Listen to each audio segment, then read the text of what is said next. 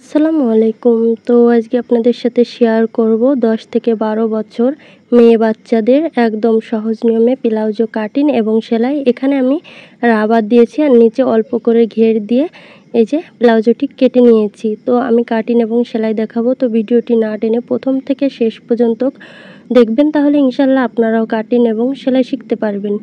তো বন্ধুরা, আমার চ্যানেলে নতুন হয়ে থাকলে অবশ্যই চ্যানেলটি সাবস্ক্রাইব করে দিবেন, পাশে থাকা বেল বাটন অন করে দিবেন নতুন নতুন ভিডিও দেখার জন্য। আর যারা অলরেডি সাবস্ক্রাইব করে দিয়েছেন তাদেরকে অসংখ্য ধন্যবাদ।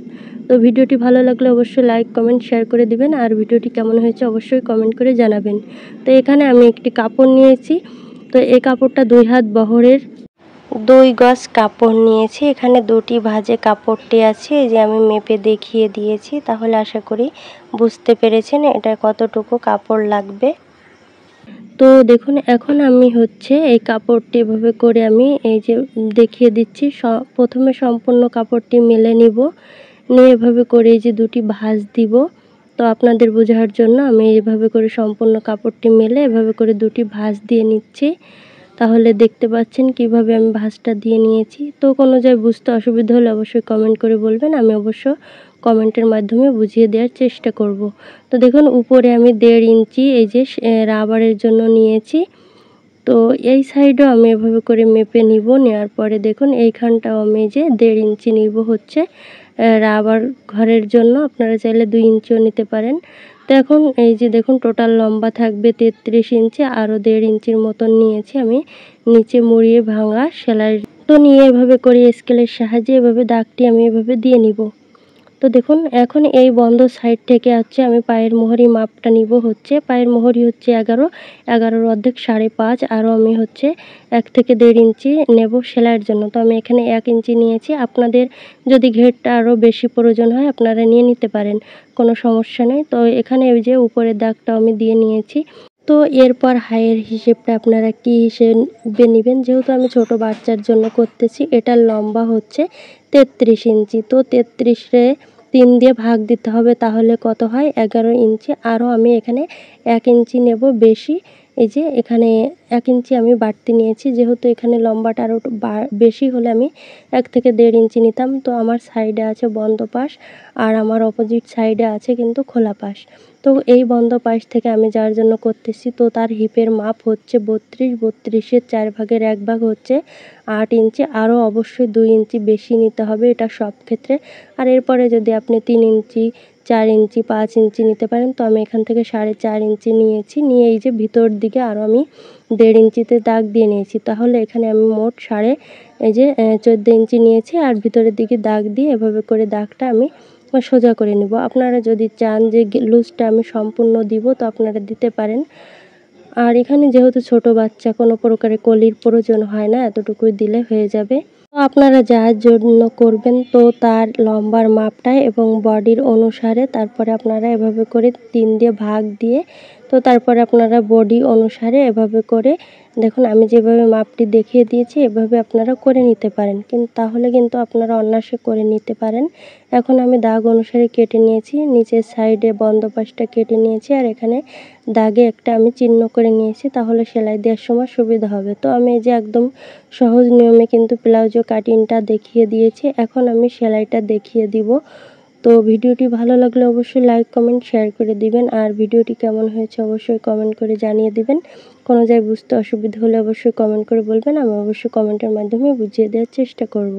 তো দেখুন, আমি যে নিচে 1.5 ইঞ্চি নিয়েছিলাম মুড়িয়ে সেলাই দেওয়ার জন্য, তো সেই 1.5 ইঞ্চি প্রথমে আমি 1/2 ইঞ্চি এভাবে করে দাগ দিয়ে আর 1 ইঞ্চি এভাবে করে চওড়া রেখে সেলাই দিব। আপনারা এখানে চিকনও সেলাই দিয়ে নিতে পারেন, সেই অনুসারে কাপড়ের এই যে ভাঁজটা কাটিং করার সময় করে নেবেন। এখন দেখুন, আমি এই যে একই নিয়মে দুটা পায়ের কাছে যে সেলাই করে নিয়েছি। তো নেওয়ার পরে এখন আমি এই যে হাইয়ের সেলাইটা দিব। তো প্রথমে আমি একটি পার্ট রেখেছি ফিল্টেম পাশে, রেখে আরেকটি পার্ট আমি এভাবে করে উল্টা সাইডে রেখেছি, অর্থাৎ ভিতরের সাইড দুই পাশে ফিল্টেম, আর এই যে উপরের সাইড কিন্তু দুই পাশে উল্টা। তো এভাবে করে আমি হাইয়ের সেলাইটা দিয়ে নিব। তো এই যে একই নিয়মে আমি আরেক পাশেও হাইয়ের সেলাইটা দিয়ে নিচ্ছি। এখানে অবশ্যই ডাবল সেলাই দিয়ে নিতে হবে, আর অবশ্যই ব্যাক স্টেপ সেলাই দিয়ে দিবেন। তাহলে আশা করি বুঝতে পেরেছেন, আমি কিন্তু একদম সহজ নিয়মে দেখিয়ে দিয়েছি। তো আপনারা যদি এতেও না বুঝতে পারেন তাহলে আপনারা একটু ভিডিও বারবার দেখবেন, তাহলে বুঝতে পারবেন। এখন আমি পায়ের মোহরিটা মেপে দেখিয়ে দিচ্ছি। তো আমি পায়ের মোহরি নিয়েছিলাম 11 ইঞ্চি, 11-র অর্ধেক 5.5 ইঞ্চি। তো 5.5 ইঞ্চিতে দাগ দিয়েছি, দিয়ে এভাবে করে সম্পূর্ণ এই যে সেলাইটা করে নিব, এখানে যাতে কাপড়টি সরে না যায় এবং কম বেশ না হয় আর ঘুষিয়ে না থাকে সেদিকে খেয়াল রাখতে হবে। টেনে টেনে সুন্দর করে সেলাইটা করে নিতে হবে।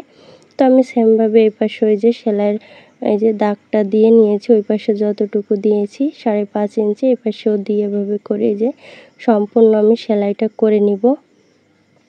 তাহলে আশা করি বুঝতে পেরেছেন কিভাবে সেলাই করতে হবে। এখন আমি সালোয়ারের কাপড়টি উল্টিয়ে ফিলটেম করে নিয়েছি, আর এই যে রাবারের জন্য আমি যে 1.5 ইঞ্চি নিয়েছিলাম বেশি, তো সেই 1.5 ইঞ্চি এভাবে করে 1/2 ইঞ্চি এই যে সেলাই করার জন্য ভিতরে রেখেছি, আর 1 ইঞ্চি এভাবে করে চওড়া রেখেছি। দেখুন এতটুকু আমি গ্যাপ রাখবো, যেহেতু এখানে দুটা ফিতে যে রাবার দিব। আপনারা চাইলে এখানে মোটা রাবারও দিতে পারেন এবং ফিতাও দিতে পারেন, কোনো সমস্যা নেই। যেহেতু ছোট বাচ্চা আমি এখানে চিকন দুটা রাবার দিব। তো আমি 1.5 ইঞ্চি বরাবর এভাবে দাগ দিয়ে নিব। আপনারা যদি এভাবে করে সেলাই করতে না পারেন তাহলে আমি যেভাবে দাগটা দিয়েছি এভাবে করে আপনারা দাগ দিয়ে সেলাই করে নিতে পারেন, কোনো প্রকারের সমস্যা হবে না, তাহলে অ্যাকুরেট সেলাই দেওয়া হবে।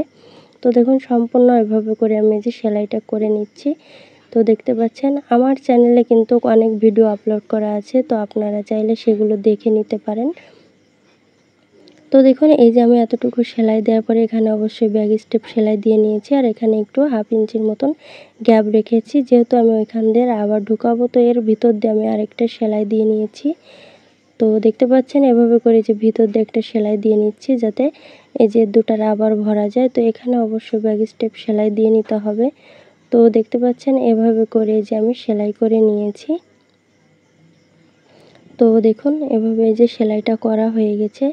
এখন এতে আমি রাবার দিব, হচ্ছে দুটা রাবার দিব। তো সেই রাবারটা আমি আগের থেকে কেটে নিয়েছি, সেটা আমি দেখিয়ে দিচ্ছি। তো এটা আমি কিন্তু পরে ভরে নিব, এটা আর আমি এখন দেখাবো না। তো আপনারা তো রাবার ভরে নিতে পারেন। তো এখানে দেখুন আমি হচ্ছে দেখতে পাচ্ছেন 14 ইঞ্চি নিয়েছি, তো এটা আমি পরে ভরে নিব। তো আজ এই পর্যন্ত, সবাই ভালো থাকবেন, আমার জন্য দোয়া করবেন। আল্লাহ হাফেজ।